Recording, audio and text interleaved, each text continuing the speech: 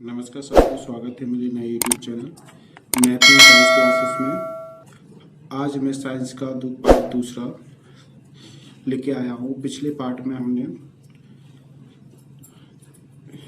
प्रकाश और प्रकाश के गुण आदि को समझा था। चलिए आज हम आपको पढ़ने वाले हैं प्रकाश का परावर्तन, रिफ्लेक्शन ऑफ लाइट। ये बहुत ही इम्पोर्टेंट है यूपी बोर्ड के लिए, और कोई भी बोर्ड हो, एनसीईआरटी कोई भी बोर्ड हो, आपके लिए प्रकाश का परावर्तन मोस्ट इम्पोर्टेंट है। ये बहुत ही इम्पोर्टेंट है, ये पूछा जाता है काफी बार।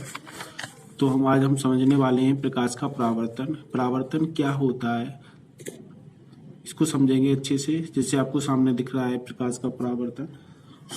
बस इतना जान लीजिए कि आप लोगों को अच्छे से पढ़ना है और रोज रेगुलर क्लास लेना है, जिससे आपको अच्छे से समझ में आ सके। चलिए देखो समझते हैं आज हम प्रकाश का परावर्तन। देखिए परावर्तन आप थोड़ा दिमाग में डाल लीजिए, परावर्तन क्या होता है। जैसे कि कोई लाइट है या कोई सूर्य का प्रकाश है, उसका परावर्तन का मतलब है वो किसी तल पर या किसी वस्तु पर आना और आके ही तुरंत टकरा के मुड़ जाना। जैसे आपने कांच वगैरह में देखा होगा, शीशे वगैरह जो होते हैं, समतल दर्पण होता है, जो घरों में कांच होता है। जैसे हम सूर्य की साइड कांच को करते हैं तो उस पर प्रकाश आता है और परावर्तित होकर दूसरी साइड हमें दिखाई देता है अंधेर, तो वही हमारा परावर्तन है। वैसे ही हम समझने वाले हैं। तो देखिए पहली हेडिंग क्या है हमारी, प्रकाश का परावर्तन। चलिए इसको पढ़ते हैं। देखिए दिख रहा है आपको, ये क्या है, प्रकाश का परावर्तन को जानते हैं। क्या लिखा है देखिए, इसकी थोड़ी सी परिभाषा है, तो आप इसको पढ़ना जरूरी है। और स्क्रीन पे आपको दिख रहा होगा पिक्चर में कि कैसा प्रकाश का परावर्तन फिगर है, उसको जान लेना। प्रकाश का किसी चिकने या पॉलिशदार सतह से, प्रकाश का किसी चिकने या पॉलिशदार सतह से टकराकर उसी माध्यम में लौटने की क्रिया को प्रकाश का परावर्तन कहते हैं। समझिए कि कोई जो प्रकाश है, फिगर से समझते हैं। जैसे कोई प्रकाश जो है, कोई भी वस्तु है, और ये माना कि ये कोई हमारा एक समतल दर्पण है। ये क्या है, फिगर में देख लीजिए, चित्र में दिख रहा होगा आपको।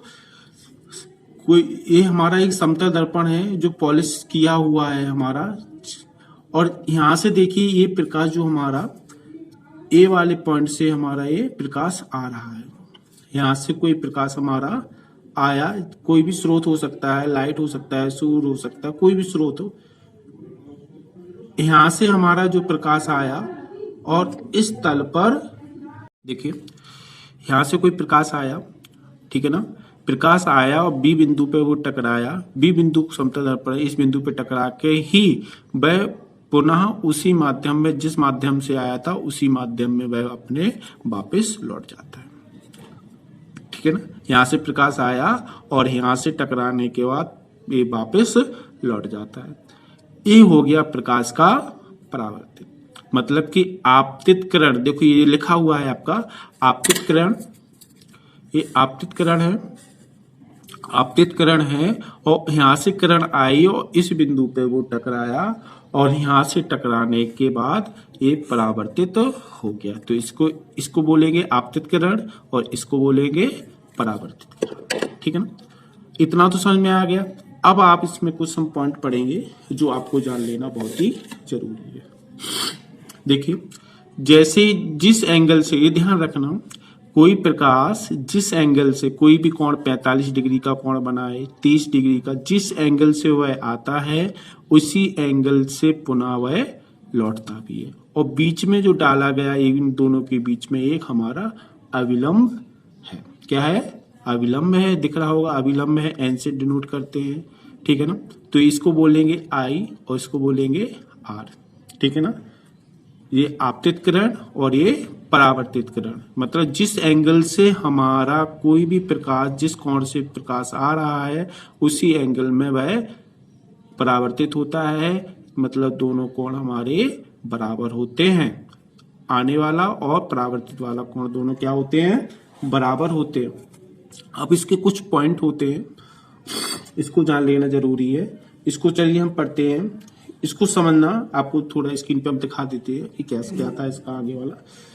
इस पे लिखा है कि जिस पर प्रकाश की एक किरण, देखो प्रकाश की एक किरण है, प्रकाश की किरण ए बी बिंदु पर ए बी पे आती है और बी पे टकराने के बाद वह परावर्तक BC पर चली जाती है, तो ए हमारा क्या कहलाएगा, आपतित किरण, और टकराने के बाद जो जाएगा उसे बोलेंगे परावर्तित किरण। ठीक है ना।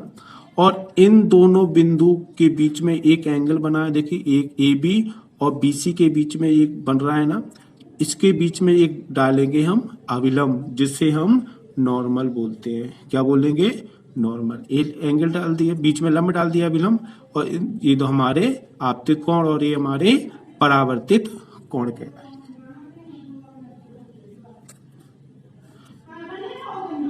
ठीक है ना। इसको क्या बोलेंगे, आपतन, और इसको परावर्तन कोण। लिख लेना, फिगर में दिख रहा होगा सारे बने हुए। ठीक है ना। अब इसके बाद है मोस्ट इंपोर्टेंट, परावर्तन के नियम। क्या है, परावर्तन के नियम मोस्ट इंपोर्टेंट है, परावर्तन के नियम। इसको भी पढ़ेंगे। चलिए,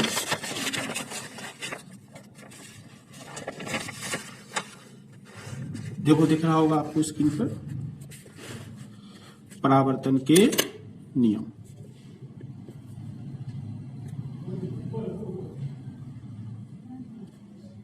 ठीक है ना। परावर्तन के नियम,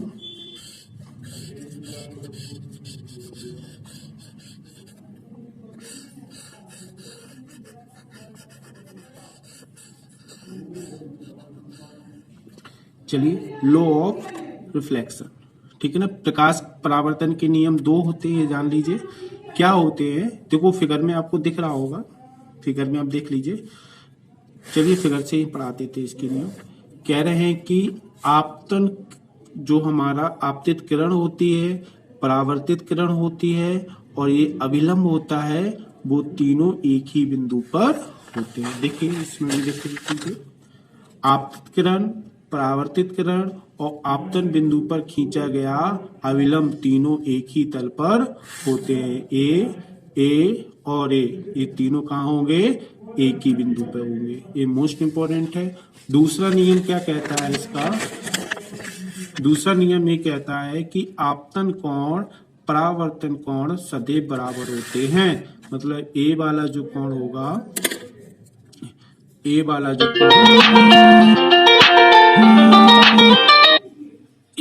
कोण होगा, ए वाले कोण के क्या होंगे, बराबर होंगे। ठीक है ना। आपतित किरण जो आने वाला जो एंगल बनेगा, परावर्तित कोण से जो एंगल बनेगा, इन दोनों के कोण क्या होंगे, आपस में बराबर होंगे। दिख रहा होगा आपको, स्क्रीन पे भी देख लेना आप, फिगर बना हुआ है। दोनों आपतित और परावर्तित कोण दोनों क्या होंगे, आपस में बराबर होते हैं। ठीक है ना।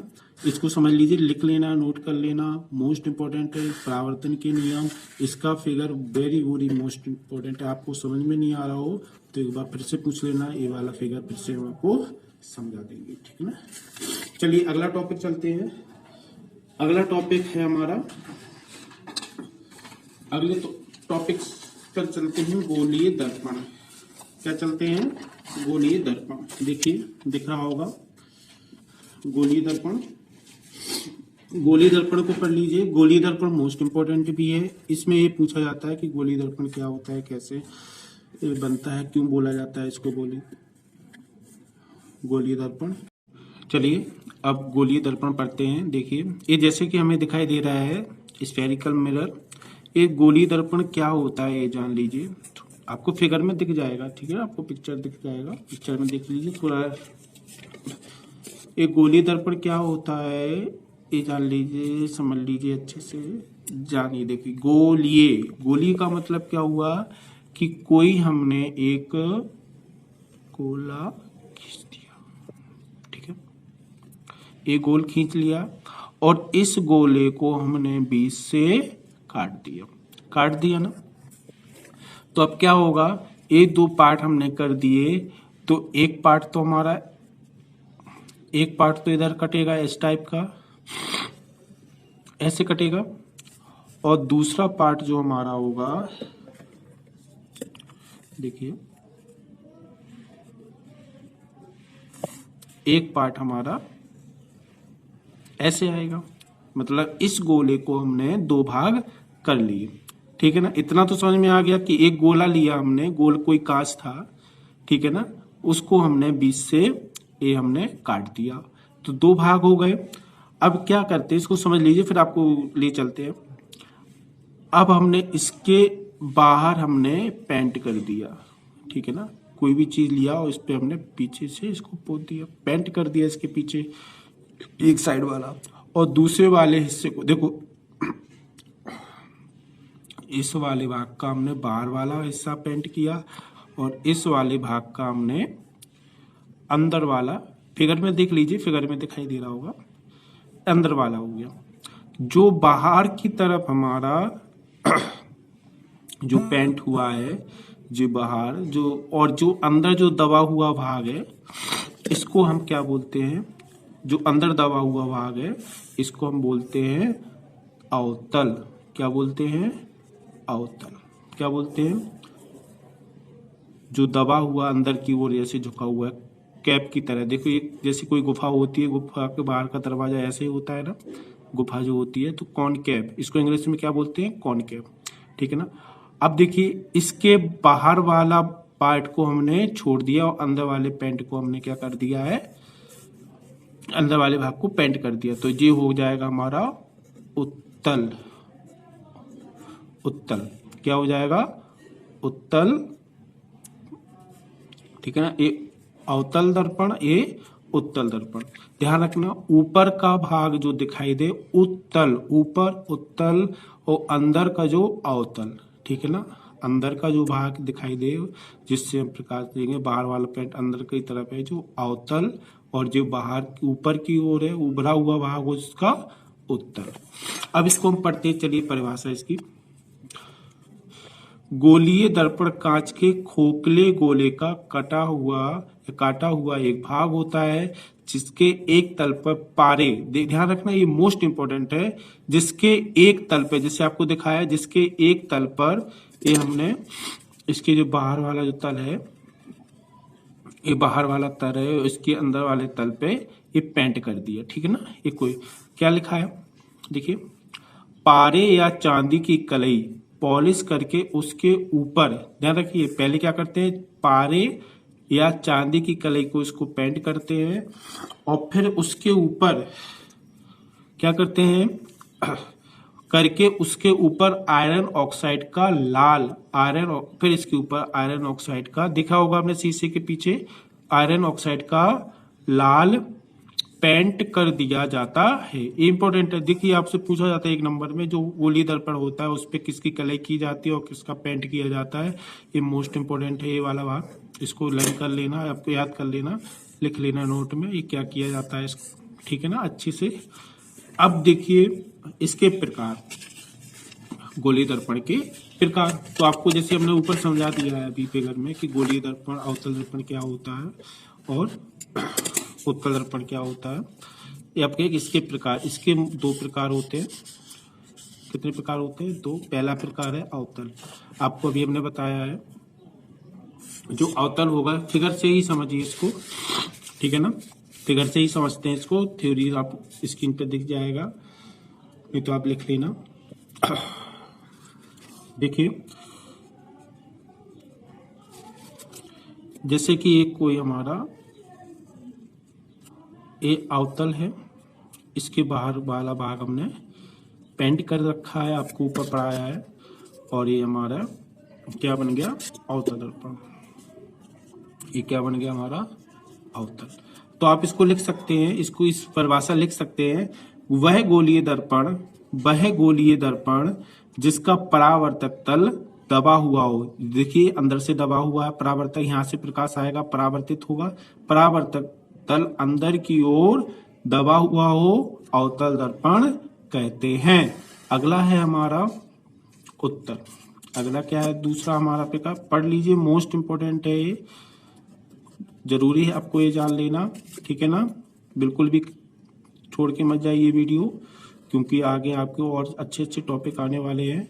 अब देखिए इसका हमने बाहर वाला अंदर वाला बाहर वाला तो कर दिए थे, अंदर वाला हमने इसको पेंट कर दिया। देखिए ये अंदर वाला हमने इसको अब पेंट कर दिया। अब इसको क्या पढ़ेंगे उत्तल में, वह गोलीय दर्पण जिसका परावर्तक तल, देखिए ये परावर्तक तल ये वाला कहलाता है, उभरा हुआ, इससे प्रकाश आएगा, टकराएगा और वापस जाएगा। परावर्तक तल क्या हुआ हो, उभरा हुआ हो, तो वह हमारा उत्तल दर्पण कहते हैं। ठीक है ना। इसके अंदर की ओर कलाई पोतेंगे, इसे क्या बोलेंगे, उत्तल दर्पण। ठीक है ना। एक दो प्रकार होते हैं, ठीक है ना, अवतल और उत्तल गोलीय दर्पण हो गया, इसको फिगर में आपको हम बता देंगे। ठीक है। अब मोस्ट इंपोर्टेंट है कि इस गोलीय दर्पण, जो गोलीय दर्पण होता है, इसकी कुछ संबंधित परिभाषाएं, इससे संबंधित कुछ परिभाषाएं बनती हैं, जिसको हम कहते हैं मुख्य अक्ष, मुख्य फोकस, फोकस दूरी, वक्रता केंद्र, वक्रता त्रिज्या। ये जानना आपके लिए बहुत ही जरूरी है। चलिए चलते हैं, बने रहिए वीडियो के साथ और एक एक पॉइंट पढ़ेंगे। जो भी समझ में नहीं आएगा जरूर बताइएगा। ठीक है, चलिए चलते हैं नेक्स्ट। चलिए देखो, जैसे आपको दिख रहा होगा स्क्रीन पर, दिख रहा है ना, हाँ देखिए क्या लिखा हुआ है, गोलीय दर्पण से संबंधित परिभाषाएं। आपको फिगर में दिख रहा होगा, दिखा देंगे अभी हम, फिगर पिक्चर आ जाएगी आपके सामने। ठीक है, सबसे पहले आपको लिखा हुआ है दर्पण का ध्रुव। क्या लिखा हुआ है, दर्पण का ध्रुव। सबसे पहले हम क्या जानेंगे, दर्पण का ध्रुव। चलिए तो कोई दर्पण बना लेते हैं हम, कोई हमने दर्पण भाई बना लिया है, बनाते हैं इसको, और आपको फिगर में भी दिख जाएगा, पिक्चर दिख जाएगी आपको, पिक्चर देखते रहना। एक कोई भी दर्पण, अवतल हो या समतल हो या उत्तल हो, कोई भी हमने इसको बना लेते हैं। चलिए ठीक है, इसको यहाँ बना लिया, ठीक है ना। दर्पण का ध्रुव, तो चलिए दर्पण का ध्रुव की परिभाषा पढ़ते हैं। क्या लिखा है, गोलीय दर्पण के परावर्तक पृष्ठ के केंद्र को, गोलीय जो दर्पण है, देखिए ये गोलीय दर्पण है, और ये परावर्तक पृष्ठ का केंद्र कहाँ होगा, इधर ही तो होगा। यहाँ पे कोई भी गोलीय दर्पण होगा, उसका जो केंद्र होगा कहाँ होगा, यहाँ पर होगा कि नहीं होगा। तो परावर्तक पृष्ठ के केंद्र को दर्पण का क्या कहा जाता है, ध्रुव। तो दर्पण का ध्रुव कहाँ होगा, ए वाला बिंदु। ठीक है ना, दर्पण का क्या कहलाएगा, ये ध्रुव। ठीक है ना, दर्पण का ध्रुव। अगला देखिए, वक्रता केंद्र। ठीक है ना, क्या है आपका वक्रता केंद्र। तो एक बार बताइए, आपको हमने दर्पण बनाने से पहले, जो उत्तल अवतल बनाने से पहले एक गोला बताया था। अच्छा ये बताइए, ये गोल कैसे बनेगा, इसका कहीं पे एक केंद्र होगा, केंद्र तो गोले का यहीं पे होता है ना। जब इसका एक केंद्र होता है और इसको हमने बीच से ऐसे काट दिया जाता है, तो केंद्र तो हमेशा वही रहेगा। तो इस दर्पण का जहां पर ये केंद्र होता है, ठीक है, केंद्र तो यहाँ कहीं होगा, यहाँ से लेके यहाँ तक हम रेखा कोई भी खींच दे, ठीक है ना। तो वक्रता केंद्र क्या होगा, कोई भी गोलीय दर्पण होगा, उसका जो केंद्र होगा, कोई भी गोले होगा, उसका जो केंद्र होगा वही हमारा वक्रता केंद्र कहलाएगा। देखिए ये है वही हिस्सा है, यहाँ से लेके यहाँ तक जो दूरी, देखिए एक हमारा वक्रता केंद्र है। अगला है हमारा वक्रता त्रिज्या। अब देखिए ये ध्रुव है, ये पृष्ठ है, और केंद्र यहाँ पर होगा वक्रता केंद्र। वक्रता केंद्र से ध्रुव तक, यहाँ तक जो रेखा, जितनी जो रेखा, देखिए आपने पढ़ा होगा त्रिज्या कक्षा ना 6 से पढ़ते आ रहे होंगे, वक्रता केंद्र, वक्रता त्रिज्या। यहाँ से लेके देखिए यहाँ तक की जो दूरी होती है, इन दोनों, यहाँ से यहाँ तक की जो दूरी होती है, वह हमारा वक्रता त्रिज्या कहलाती है। ये क्या है, हमारी वक्रता त्रिज्या कहलाती है। ठीक है ना।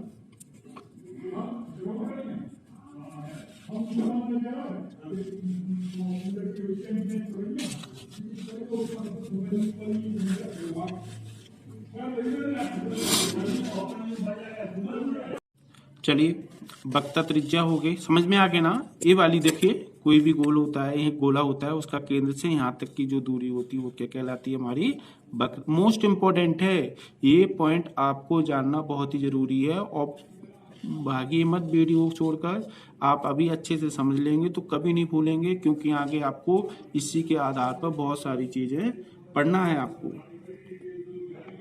ठीक है ना? चलिए आगे चलते हैं। मुख अक्ष। अब क्या है? मुख अक्ष।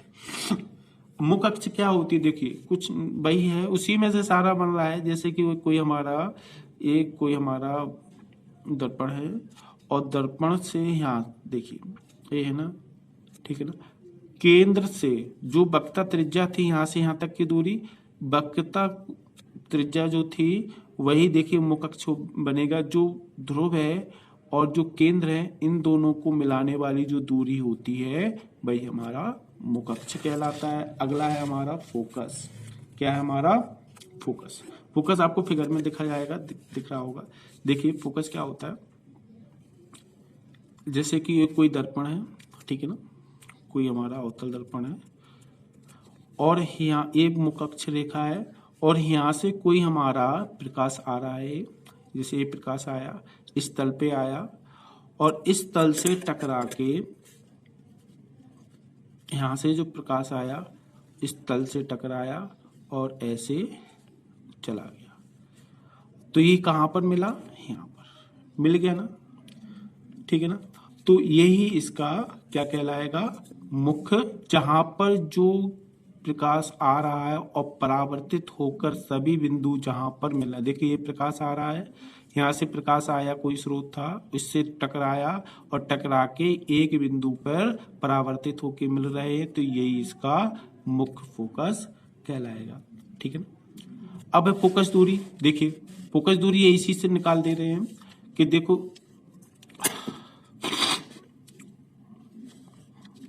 जैसे कि कोई ये है, यहाँ से ये टकराया, यहाँ से परावर्तित हुआ, ये परावर्तित हुआ, और यहाँ से टकरा के देखिए यहाँ पर मिला सारा।